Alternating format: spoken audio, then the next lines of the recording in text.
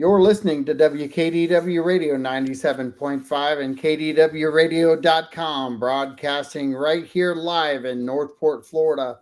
I've got three very special guests in the house, and we did a little communication with y'all last week about the North Port Symphony and the gala, but we really wanted to come back and kind of anchor in what the importance of being a participant of the symphony and the gala, and why it's so important to wrap our hands around this opportunity to be a critical part of the future of Northport and the students.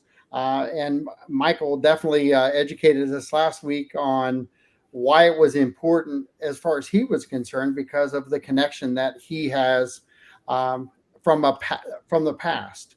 So, Michael, I'm going to bring it back to you and kind of let you give a good overview, and then we'll kind of go around the horn. Okay. Well, the North Port Symphony, we've been around for 40 years. A lot of people don't know that we've been around for that long. And back in the 90s, when the North Port Symphony had first started, in the late 80s, early 90s, we were music education in Northport for Glen Ellen Elementary and Toledo Blade Elementary. So for us, being a part of our community is really part of our core. It's part of our history. And if you tuned in last time, you'll know that we do have some big aspirations to be that, to bring all that back and to do even more, especially with how much Northport has grown just in the last even 5 years, and where it's going now. So we would really love to be that resource for music education in Northport. From my standpoint, and growing up in Northport, I didn't have a lot of resources here. Last time I mentioned that I had to travel all the way to Bradenton to take flute lessons. So for me personally, it's really about being that resource for arts and culture in our community that we seriously need, because there's not a lot of it. And I want you to talk about the connection with why music and the culture of music needs to be a staple hold here.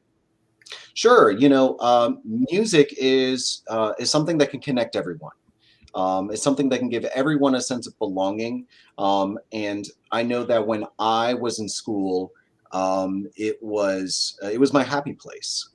It was the place that we all went. And if you talk to any musician in the North Port Symphony, well, they'll tell you the same thing, that growing up, that was where their happy place was. And so for us in the symphony, it's part of our vision to create that sense of belonging between everyone. And for our students, and supporting music in our schools, it's so much more than just learning to play an instrument. It's about building really critical life skills that you're not going to learn in a math class, that you're not going to learn in an English class. Students are going to learn how to work together as a team. They're going to learn how to be a part of something bigger than themselves, and that's so important for our future leaders, for our communities. I spent, and I still am, but I've focused a lot of my life on music education, not to teach others music in general, but that leadership skill of being a part of something bigger than yourself, and creating those future leaders of tomorrow to make our society a better place to live and to make the best contributing members to society in the future. And that's for me why music is so important. And then also the emotional connection it brings. We had at our last concert that we had on the 25th of January, we featured a lot of music from operas, from very famous operas. And I had one patron come up to me at intermission and tell me that it brought back a lot of memories for him and his father, and how he grew up listening to all those different operas, and how it was just that connection, that human connection of those memories with his father, and to bring those kinds of moments and share those kinds of moments moments as well, and having that human connection, especially in a world that we live in today that's filled with a lot of conflict. So there's so much good that it does for the community. It's so much more than just going and listening to concerts. My personal vision is to really, really bring out all of those things. Well, and I'm going to go to something real quick, and then I'll slide over to Kathleen. But the um, the fact that we have grown as a community, when I moved down here in 2000, we were at around 20,000 people, and we're well on our way to 100,000. We're over 90 now Mhm. from the last projections we've had, and we've got a great facility at the high school, and it's state of the art still to this day, but now we've got some supporting casts. We've got like the Rock Box, who is really a great tool for our community to embrace learning, Mhm. music, advancing music here in Northport. We've got other venues that are out there that embraces the live music venues and different things like that.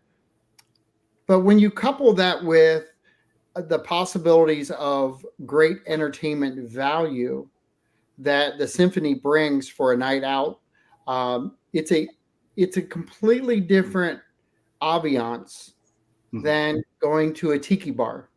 Absolutely. So Absolutely. talk about the connection with the young and the older generation, and why you don't just embrace the tiki bar side of things, but advance yourself into some of the symphony and kind of grow with the music. Mhm. So uh, uh, to kind of go off of like what you're saying here about how, it's more than just kind of like that tiki bar, because when you talk about that kind of entertainment, you're talking about entertainment for adults, you Sure, know. Um, sure, and and what we offer is really family friendly and it's good for everyone. sure. And it's not only just in who are coming to see our concerts, but also are all volunteer musicians. That's another really important thing to notice is the North Port Symphony is 100% volunteer. And we attract musicians all the way from Tampa, I believe, also down to Fort Myers. We have musicians coming along to play with us. And these musicians we have professional musicians, we have advanced amateurs, and then we also have advanced students.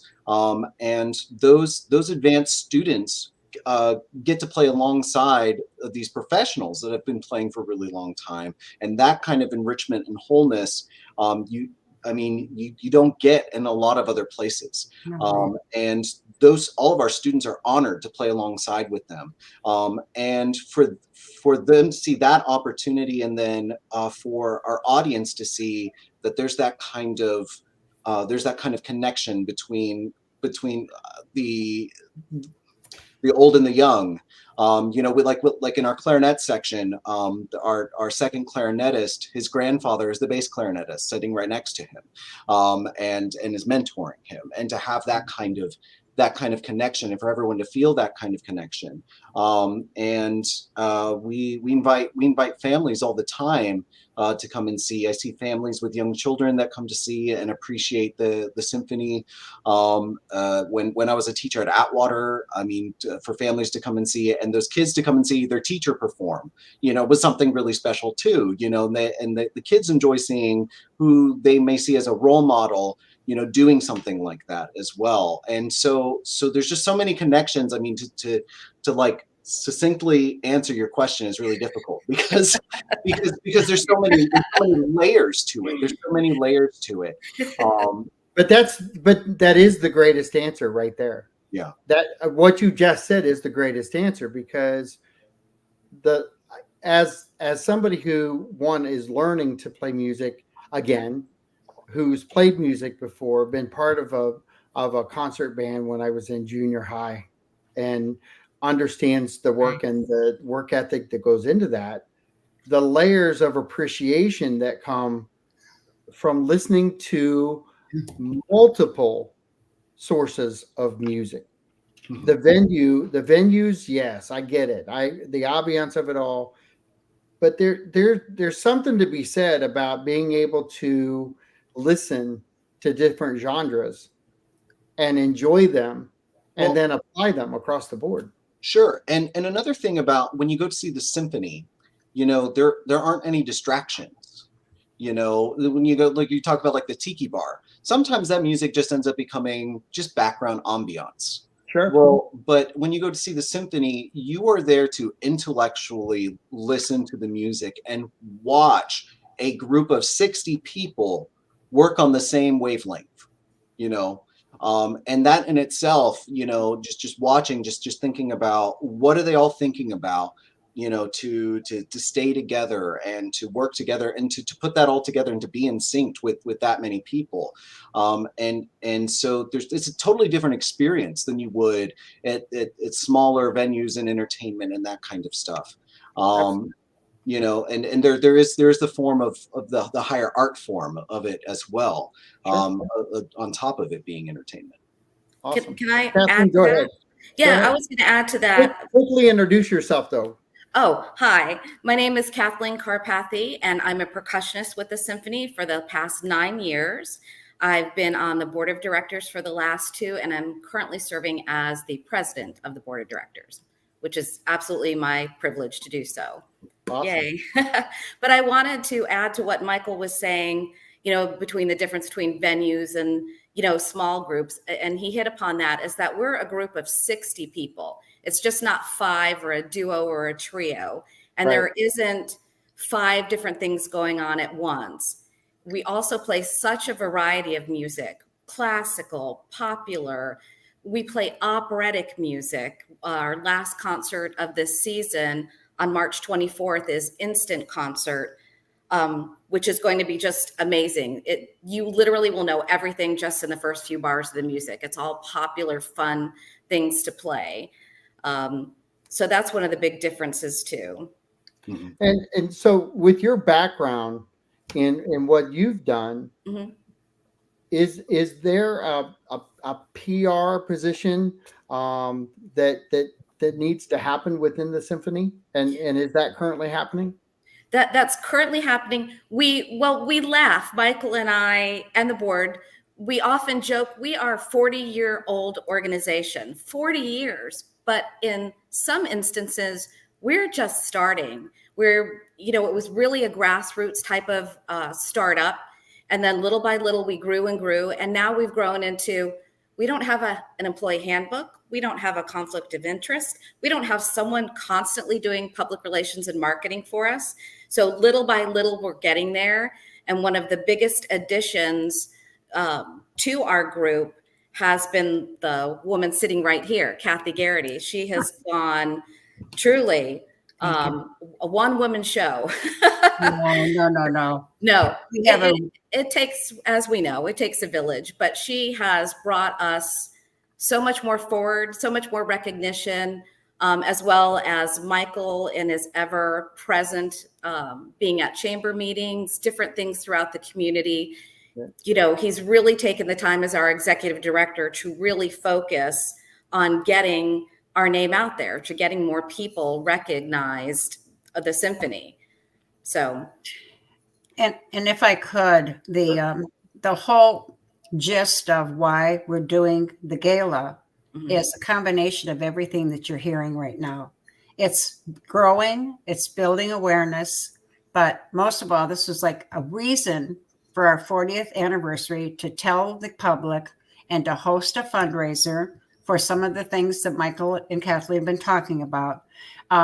We did a lot with really a shoestring budget. I didn't have a lot. I was in charge of the advertising and media portion and sponsorships. And I'll tell you, for what we had, we did so well with our media coverage, with our public relations coverage, with coverage that you have given us an opportunity to do by inviting us back. Thank you very much, by the way.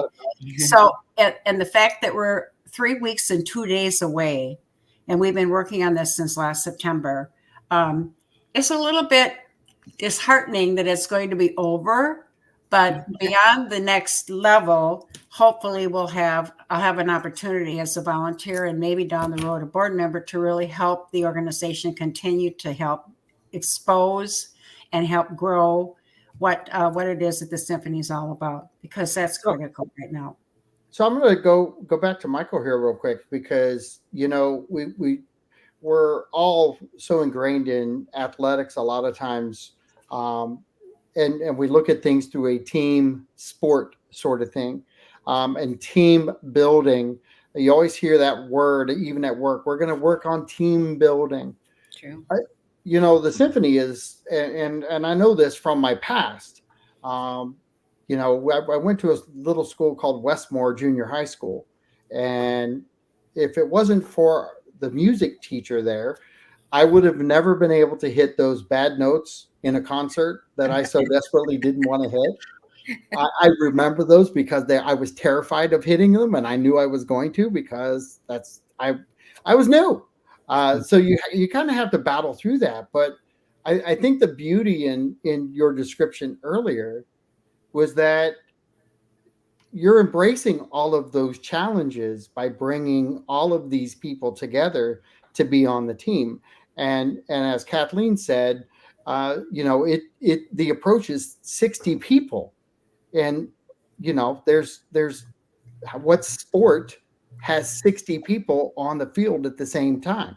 There just isn't a whole lot. I think Kathleen's going to say it. Well, what I was going to say, that is our strength. The strength is everyone put together is the reason why we have the joy of music. It's not one person, not even when it's a soloist. It's everybody that contributes to this team that we call an orchestra. And I'd like to, if I could, just share one quick story. Sure. When we were talking about, people attending the symphony. One of the most favorite stories I have is recently a patron brought her elementary school child, a young man, to the symphony.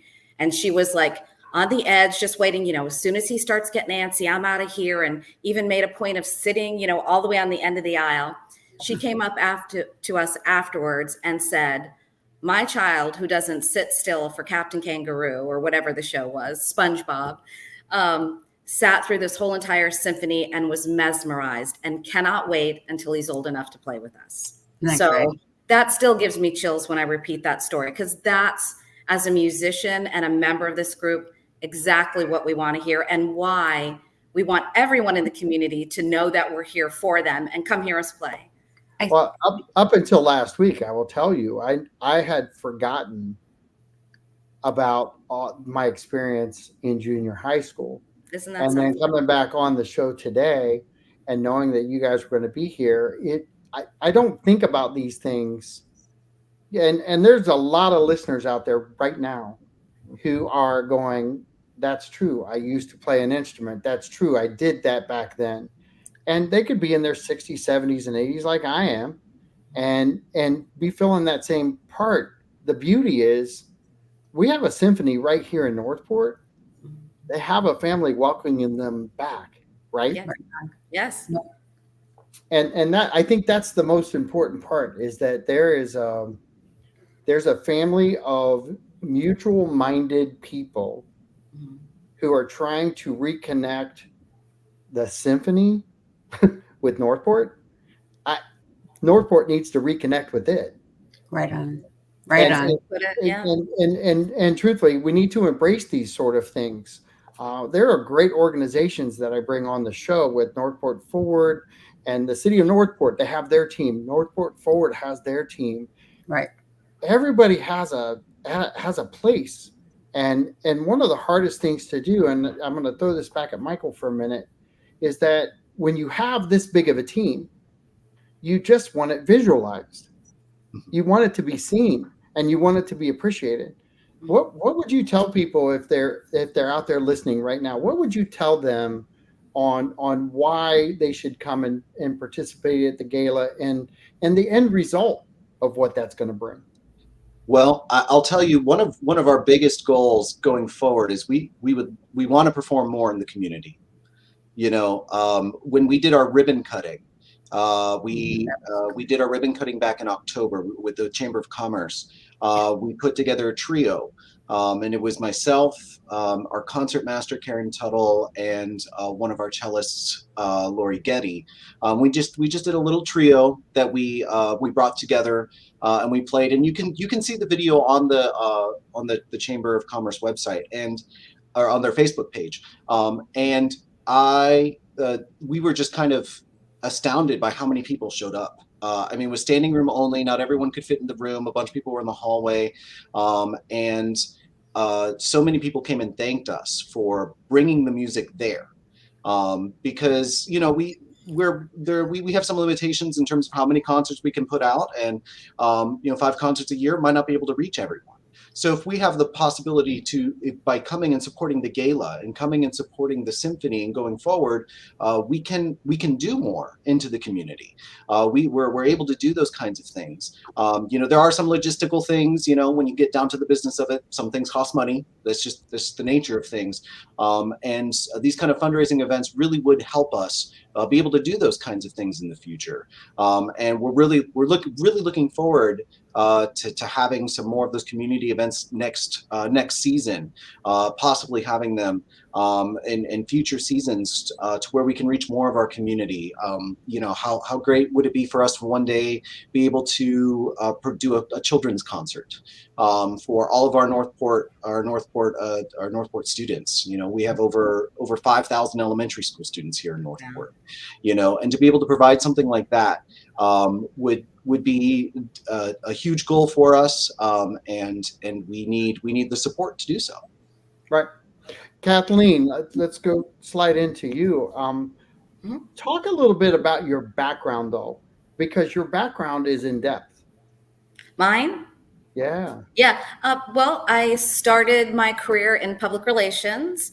I worked for an electric cooperative company. I worked for the March of Dimes, and most recently Life Path Hospice in Tampa, Florida. So that's my my background. And then I was fortunate enough to take off for a good number of years to raise 2 incredible sons. And I've come back to work as a senior account manager for an e-commerce shipping company, which is number one, it's totally autonomous, which I love. But the other part is I literally talk to people all day long from all over the world. Most of my customers are either from Dubai or Japan or Australia. And, the back to the music connection, you get to know your customers after a while, even though it's mostly on email. And I have people who ship instruments all the time or are members, and I always talk about our orchestra. And I have so many people from all over the world that, again, another goal, wouldn't it be great to live stream our concerts, would be watching us if we live stream our actual concerts. So that's a little bit of my background. And I'm also percussion wise, I started playing, I think when I was like 4 years old. And one of those things I just picked up, started with the piano, and then middle school started as a percussionist, mostly bells, mallet instruments. And I continued to play through college level until it got a little bit, the balance between, as you were saying, you kind of give it up for a while. And as I said, I was home with my children, and my oldest just came home one day and said, "Mom, I want to learn how to play the piano." And I'm like, and we didn't have a piano at the house at the time. And I'm like, okay, why not? Try everything, right? Just like sports. I want to play soccer. I want to play basketball. I want to play piano.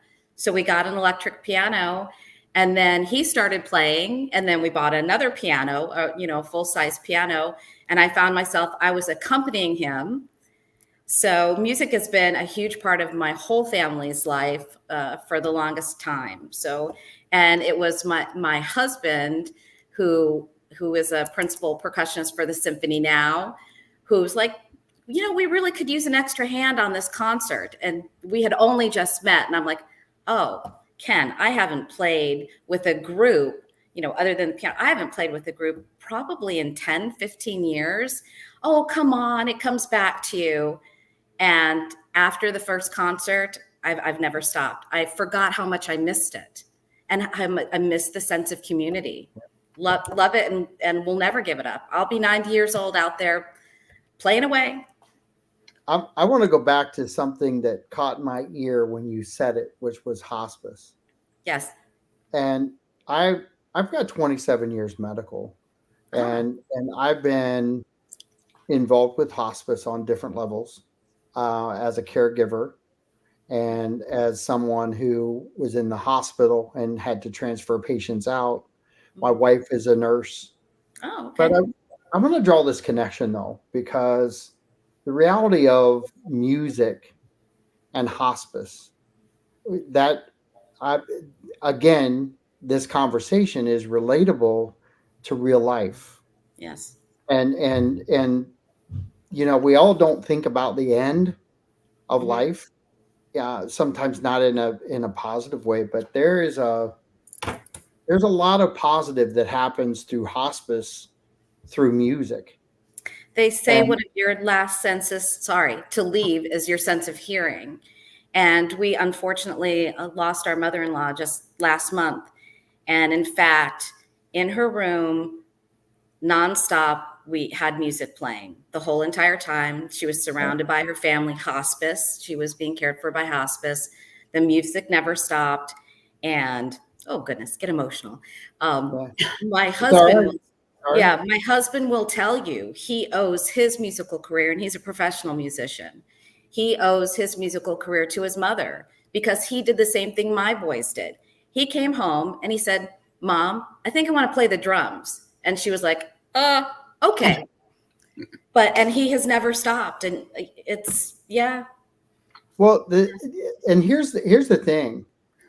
If you don't open your hearts and minds up to the genres that are out there, yeah, that family member who needs that closure or that advanced cause to reflect, if you're not receptive to that style of music, and symphony, hard rock, doesn't matter what it is, country, whatever motivates and moves that person, there's a huge connection. And I'm trying to draw this in so that people are listening, that there's emotion that is wrapped around all music. And Kathy, I see you wanting to say and wanting to chime in, so I'm going to let you run with this for a second. Well, it's interesting when I hear these conversations and why I got involved with what I'm doing with the symphony and the gala. I'm not a musician. I've not been ever playing music. I've never played an instrument, but I've always been a fan of music, no matter what genre, no matter what. And as a patron of the symphony, I started going back when they were still in the church on Sumter Avenue. That's how long I've been going. And I've been a yearly subscriber for several years now, and I just have to tell you that there's one thing about going and what you're getting out of it and what you're enriching yourself with, and it's a lot. I walk out of there and I just have this good feeling. I just do, but it's interacting with some of the other people in the concert. You start talking. Well, I talk to anybody, but we start talking a conversation. And even when I was calling on prospective sponsors and donors, it's the same thing. They either know someone, they either have themselves, or there's the neatest thing about sitting next to a couple, which I did at the Christmas concert from the city of North Port. Their son was playing in the orchestra. And I mean, she just sits there and they're both just boasting with pride. It's just really a wonderful thing. So my takeaway is, like most of the people I think that are listening, these are the kind of people that you want to attract, because it's the experience. It's how it makes you feel. It's not a chore. It's just really, really great. And that's why I love the symphony, and I love the people that I've met in the audiences and out in the orchestra, out in the hall, that are just talking about, how wonderful the performance is. We just had another wonderful email or a letter to the editor in the North Port Sun. And it was another person who reiterated the whole concert, all the pieces. And he talked about what a wonderful experience it is for him to be able to attend and to go. And it's just, everyone should know about it. Everybody should go. It's just that you can't buy that stuff. That's coming from the heart. So, but for a minute, I want to just talk a little bit about the gala. You know, like I said, we have 3 weeks and 2 days before the doors open up. Yeah. And we're pretty ready. We are. Our committee has worked very, very hard, and we're pretty ready to go. Our ticket sales haven't gone as fast as we thought they would. And I guess it kind of surprises us because what we're trying to do is to promote some of the things and the objectives that, you know, have been set for some of our long-term goals, talking about the symphony, beautiful items that we have in our auction, you know, just great entertainment. We have an auctioneer from the North Port Fire Department, Jill Luke, who is well known throughout the city, is kind of going to help him out. She's kind of our Vanna White. I mean, it's going to be a beautiful evening, and it's loaded with lots of things to do. So we're encouraging. Our cutoff date is in a couple of weeks, and we're encouraging any of you. We'd love to see you there. You just go to our website, www.northportsymphony.com/gala, and you'll be able to find information, how to buy tickets, how to register, etc. So we're just kind of putting it out there. We'd love to see you. We'd love to have you come and share with us the joy of music. I don't know what that was. Yeah, that was me by chance. My Okay, my notifications aren't shut off, but they should have been. Okay. One thing I want to notice, I want Kathleen or Michael to talk about. One thing we forgot to mention when you're talking about this team and the 60 musicians and whatever, the cohesiveness, we have to talk about our maestro. And Kathleen, you can probably jump in on that. We have probably, and I call him the coach. If you're talking sports teams, he's sort of the coach. He brings it all together. He makes it happen. I have been fortunate to go to a couple of rehearsals, and I sit in the back of the room and I just watch how he directs and how he teaches and it's pretty awesome. And he is just that wonderful on stage, interacting not only with his performers in the symphony, but with the audience as well. So kudos, and he's quite well known. He's very qualified, and we are so lucky we have him. Yes, our maestro is Robert Romansky, and he's a graduate of the University of South Florida in both with degrees in both applied music and music education. He only recently stopped being an active performer. He is a stellar trumpet player, and you name it. We joke often about him name dropping, but it's true. He's played with Robert Goulet, and the list goes on and on. You know, Chuck Mangione, you name it. He's been in the orchestra or the pit or knows them personally. He brings all of that enthusiasm and experience every single week during rehearsal, and the performances, again, if you haven't seen one, just listening to him explain the piece.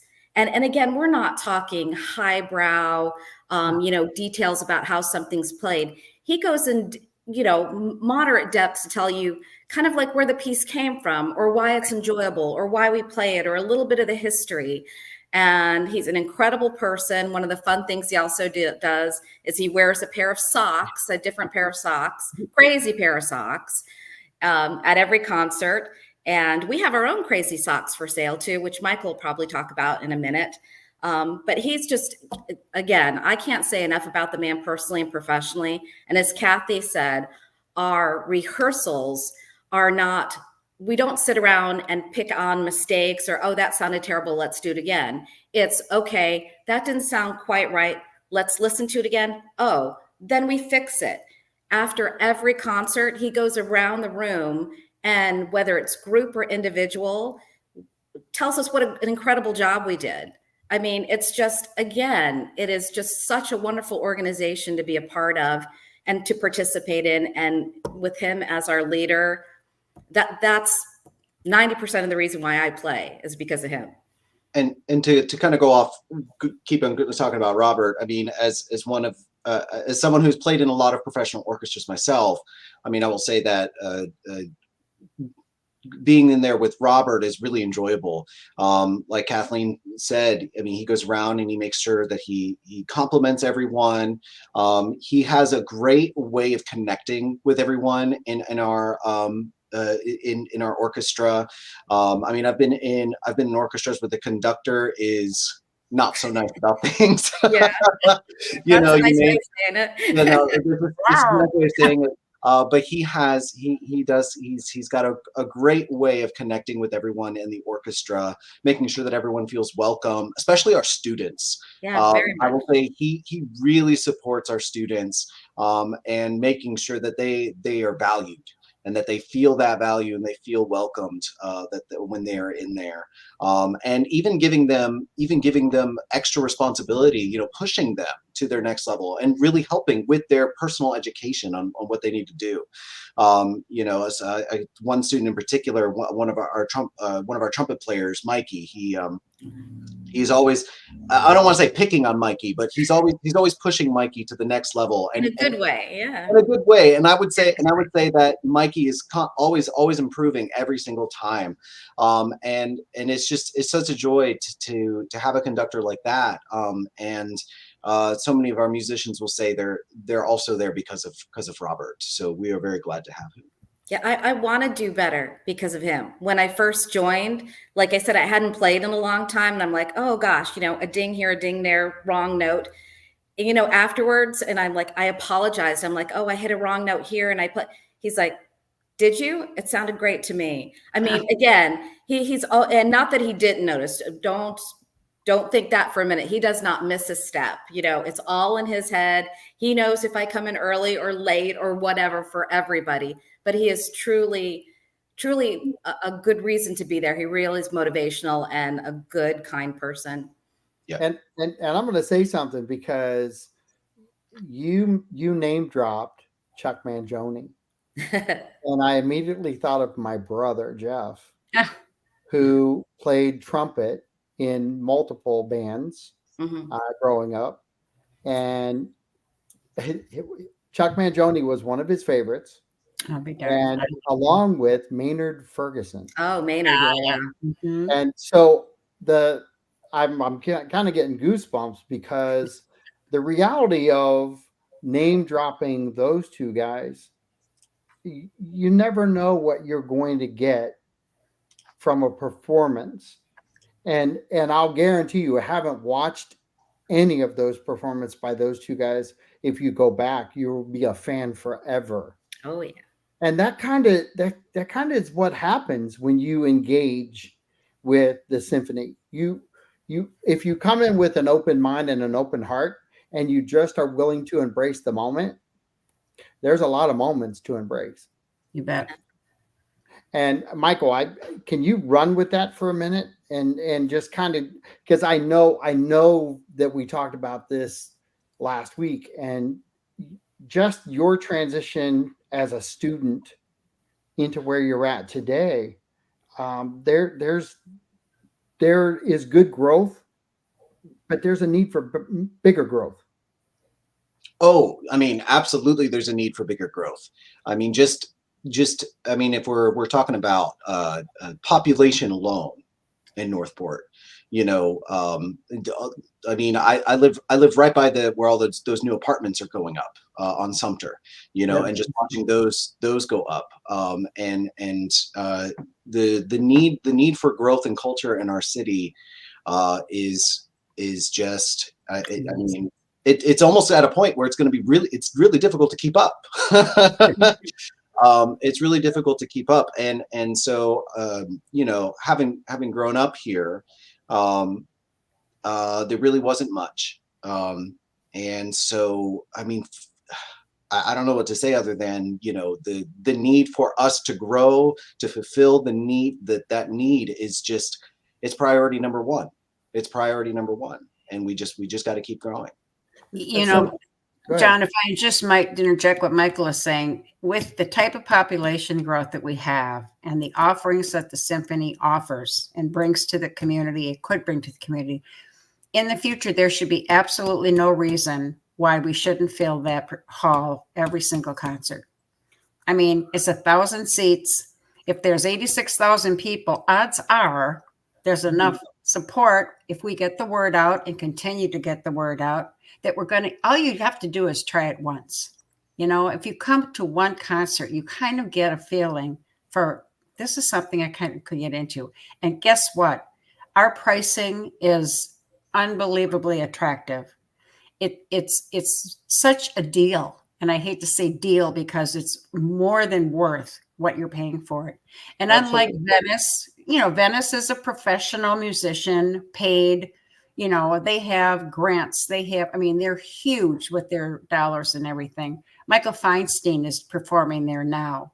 And I've always liked Michael Feinstein, but the pricing of the tickets was outrageous. I just, it's, although he's worth it. I'm serious. It just couldn't get a seat. But anyway, it's just, I think that's part of our challenge, because with 86, 90, 100,000 people coming in here and a lot more children, we have some real opportunities and some big challenges, I think, to meet.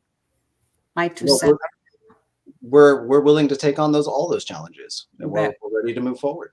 Well, and isn't that the advantage of being 40 and willing to grow? Mm-hmm. Because that's truly what you are. You're 40 years old as an organization, and yet you're embracing the growth. And what I really like is the fact that you've already, as an organization, transcended a lot of organizations who sit out there wondering why. And it's because they're not adapting to the current today adventure. Yeah. Absolutely. And Michael, run with that. I don't know if we have enough time. We do. I think I've been saying this since day one, since I've joined the symphony.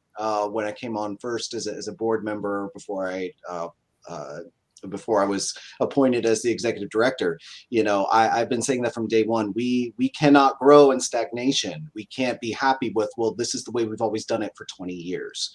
And when I talk to other nonprofit leaders in our community, I'm finding that that's a common denominator amongst a lot of organizations that have been here for a really long time that are starting to struggle.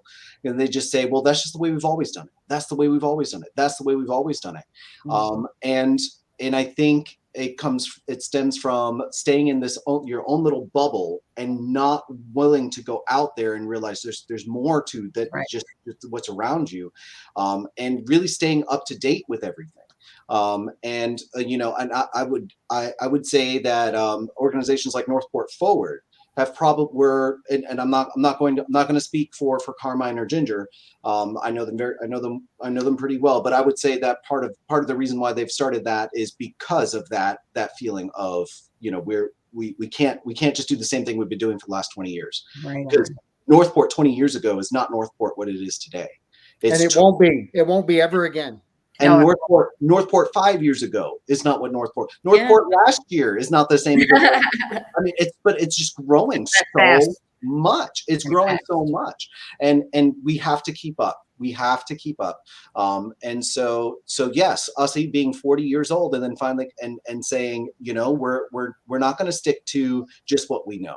We are going to move forward. We're going to do what has worked for other groups, what has worked, what is going to keep us up to date and what is going to keep us relevant. Like being here on this radio show, and talking about it. It's one thing about saying you're 40 years old, but when you think about what we're looking at ahead, 40 doesn't mean anything anymore. Now what means something is tomorrow or the next year or the next thing. It's like, so big deal, you're 40. What have you done? Right? In a lot of ways, this is kind of year one. In a lot of ways, it is. In a lot of ways, I will promise you this: I hit 60, and I think 60 is the new 40. And I can beat you truly, I was just with an 85-year-old and played golf with him yesterday, and spent about 10 hours together. And he said, I just can't keep up the pace anymore. And I'm almost willing to bet that he outpaces a lot of people that are younger than him. Yeah. And our expectation of where we're going and what we're doing if we're not willing to adapt and change and have a idea of where we're going each and every day, that's the problem. And I'm going to say this because it was the city manager, Jerome Fletcher, who said it in a conversation to me, that the city is changing. Things are changing around it. Organizations are changing. Things are changing at a quick pace. If you're taking a shotgun approach to survival and saying no or saying yes, it's not the right way. You have got to be focused, you've got to be driven, and you've got to be clear and precise on how you're going to approach things. Absolutely. And that's the good, the bad, and the ugly. Very, very true, though. Unfortunately, a lot of organizations are reactive instead of proactive and aren't looking towards the future. But one of the great things, I love Michael. He knows that. His wife knows it too, so it's not a secret. But he is very forward thinking, and he is pushing the board to, okay, we're doing great. We want to have this gala not only for awareness, as Kathy said, but to also raise funds. And what do we want to use those funds for? And we want to give it back to the community. And Michael is developing programs that will help us do that. And we're not just thinking of ourselves, we're thinking of the entire community. Totally. Well, I want to stay there with you for a minute, Kathleen, because I want you to draw the connection from what the gala is meant to be to why you're doing it and who it supports when it's done. The gala is meant to be a fun experience and to promote the symphony, number one, but also it is a fundraiser. So, we're charging a reasonable price to cover the cost, but then also to raise funds for the orchestra. We have a lot of long-term goals, which are not formalized yet, but some of them we're talking about are summer camps. They all have to do with children. Let's basically say that, most of them. We also want to bring in more high-known featured artists, a Yo-Yo Ma, Josh Groban singing with us. All of that can't be done without additional funding. Our ticket sales cover our operational costs and our staffing costs. Because again, we have personnel. We need a librarian and an artistic director and an executive director and equipment, stage, lighting. All of that are costs to us, printing.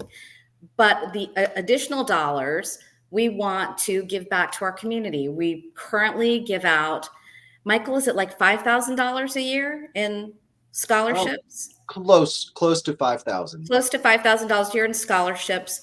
Whatever we can do, we've helped kids get to all state competitions, solo and ensemble competition, help them pay for accompaniments to different competitions, instruments for schools. And this money that we'll raise from not only the gala, but our other, outreach efforts are all going to go to those type of programs. And Michael, how important is it for you to see that connection with the citizens of North Port and surrounding communities with the symphony? It's everything. Especially with connecting with North Port. Like Kathleen was saying, a lot of it is going to go for youth in North Port. And I go back to my own personal story as growing up in North Port. I didn't have any resources here. My nearest flute teacher was in Bradenton. If I wanted to participate in a youth orchestra when I was in school, I would have had to gone to Sarasota every week. If I wanted to, just to have those resources available, or even the resources that were available here for for my music teacher, for my band director when I was in high school. Those any like additional teachers that would need to come in would have to come from Sarasota, would have to come from Bradenton, would have to come from Fort Myers, because there weren't very many here, and for them to travel that far would cost a lot more money. So also providing more resources for our music teachers in the area, because they also need resources. When you have a program of 300 students and you have no help, well, the kids aren't going to have that as good of an experience as they would as if there was someone coming in every day to just work with the clarinets, someone every day coming in just to work with the violins, maybe not every day, but once a week. That's a huge help for a music teacher. And as a former music teacher, I know. So being able to provide all of those kinds of resources, because music education is very alive and well in North Port. And I'm very close with all the music teachers in this area. And I mean, we are always coming together and going, please come and help me. Please come and help me. Please come and help me, because it's overwhelming. It really is. It's overwhelming because there's so much interest. There's so much interest in it. And when I was a teacher at Atwater and I would do an after school thing, I'd have to incentivize telling the kid, if I did it as just a free sign up, I mean, I would have 150 kids. Wow. So I had to limit it and say, it's going to be based, I had to invite them personally based on like their behavior, their grades, and that kind of stuff. So in order to entice them to want to do that. And I had kids that did better in school and came to school more often because they wanted to participate in what I was giving them. I'm going to stick right there, because that is the most important part for every parent to hear right now. Because if your kid is not involved in sports and you don't have a way out of some situations, music is the same as sports. Yes. It's a tool for advancement in mental health. Right. It is everything you need to gain for a child. And I want you to stay right there, because that component that you're talking about is why they should embrace a lot of these young kids that may have a different interest level. The parents should embrace that and talk about those kids at Atwater for a minute. We've got about 3 minutes, but this is like big. Speed talk. So I'll tell you a story. I mean, when I was a teacher there, recorder was huge. I mean, I was great at teaching recorder. The kids loved playing recorder. And there was one year I would allow the kids to come in before school to practice, and we did a program called Recorder Karate, and they would play a song, and if they played the song right, they would get like a belt, and it was like a little ribbon that would go onto their thing, but it incentivized them, and they all loved it, and they would go, I got my white belt, I got my orange belt, and I had one student, there was a story of two students. So one student, his name was Christian, and I loved Christian. And he would come in every morning, knocking on my door first thing. And I got to a point where I had to go, like, I can only do this because the morning time was my planning time. And there was just some mornings I could not have 100 kids in my room at once. But he would come in, be the first one knocking on my door, practicing. And today he's in band. I think he's an 8th grader at Woodland now. He plays the trombone. But he would come in every morning, and like near the end of that year, I met his mother, and his mother was like, "Oh, you're Mr. Alegria. Thank you so much, because he used to never want to like come to school, but now he like has to get to school early because he wanted to come in, and he thanked me for that." I had another student who, I mean, again, in every single day, as smart as could be. I mean, this kid. He's basically a certified genius, but he would come in every morning. He would play for me. He would practice. He played violin for me. But in 3rd grade, he got through the entire songbook and the advanced songbook on his own. I had to ask him, "Are you taking private lessons? Who's your teacher?" He figured it out. He was just so naturally talented. I have a video of him playing the final one. It was Eine kleine Nachtmusik, dum, bum, bum, bum, bum, bum, bum, bum. I still have that video. So that summer, I had an extra clarinet, and I gave it to him, and I worked with the middle school director at the time, who was doing a band camp for his kids, for beginners, for over the summer. And I said, he's an incoming fourth grader, but really he'll do really good. So awesome. You tell me I got 1 minute. 1 minute. Well, at the end is all I'm saying is now he recently was in the all-state jazz band for middle school on Barry Sax. And he has just gone so far. And so just like stories like that and why it was so important. And I remember calling his mom and saying, at the end of the year, I want to talk to you about him. And first thing is, what did he do? And I was like, no, I'm so proud of him because of everything he's done. He's been such a joy. And to have that connection is really great. Well, you're listening to WKDW Radio 97.5 FM.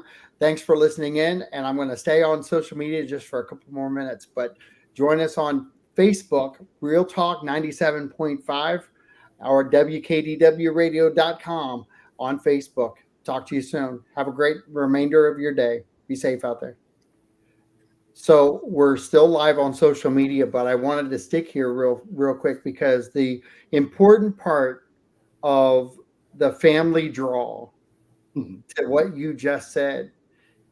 If you've got anyone out there who's had any experience in music or who just craves a good time with music, the gala is not meant for the young, but it is meant for the brave of heart. Because if you're looking to challenge yourselves and you're looking to go have a good time and you're looking to help promote the symphony, go join this family. As you could tell by the last 2 weeks, it is a good story. It's a good group of people who are targeting the one thing we all need in our life, which is some positivity. Positivity in today's world is a tough thing to do. And a lot of times it's harder to do by yourself. But it's easier to do with 60. Yes. There's something to be said about even showing up to listen for practice. Allen Iverson once said, it's practice. It's just practice. Well, practice makes perfect. Right on. And practice makes the team. But go ahead, Michael. I was going to say perfect practice makes perfect, but we can Listen, you're talking to a trombonist who wasn't that good. Coming from a teacher, of course. I love it. But and we have like 100 stories like that Michael just told. Seriously, hundreds of stories, our own personal stories. Music, soothes the soul. It eases the mind. There's all kinds of statistics about how music increases intelligence because it's your mental capacity, as you were saying before, thinking, problem solving. There's no one sitting here. You don't have a teacher. You have to figure out why it doesn't sound right and how to play it right. 100%. And you know what? It's the challenges of each piece, because there isn't a piece of music that's the same.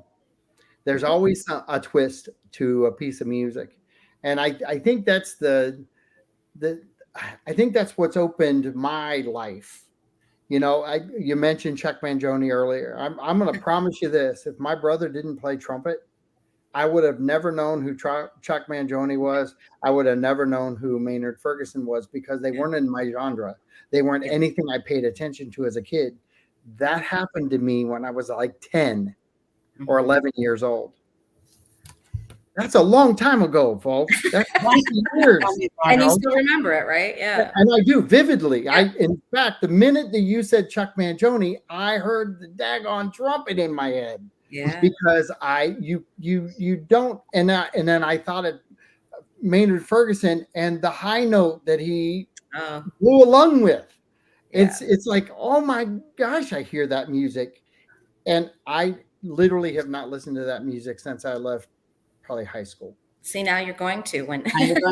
No, I'm actually gonna. I can't wait to put that on in my truck, because Maynard Ferguson in my truck stereo is going to sound like epic. Yeah. And I haven't done that. So it's going to be fun. John, can I just give one more quick shout out for our gala? It's coming up, as I said, in 3 weeks. And we would really like to extend an invitation to any of you who enjoy the symphony or who want to know more about the symphony or have children that are involved in music, it's a wonderful experience. We're going to have a lot of fun, but knowing that the proceeds are going to be going for such special reasons, to me, as a patron, is reason enough to want to spend the money and come. And we invite you all to come and have a great time with us. And I 100% agree with you, 100%. And Michael, I remember this name from the last show, so I'm going to let you read what he wrote. From Trenton. Yeah. It says, music is always very important, and I'm so happy that Lorian and Michael knows Mrs. Kara and Mrs. Kara Welfer and Miss Donna very well. So again, Trenton, former student of my wife's, and we've known Trenton for a very long time. And he is on the autism spectrum, and we're very, very glad to know him, and happy that we still have him in our lives.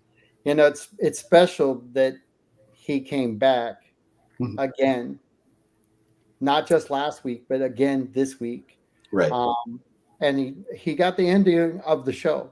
So good job, Trenton. Appreciate you, and appreciate you listening in. Perfect timing. It is, and I appreciate each and every one of you. Thank you so share much. the video. Appreciate you. Yes, please share this out. Please help this organization to get the word out. They cannot grow unless we help them.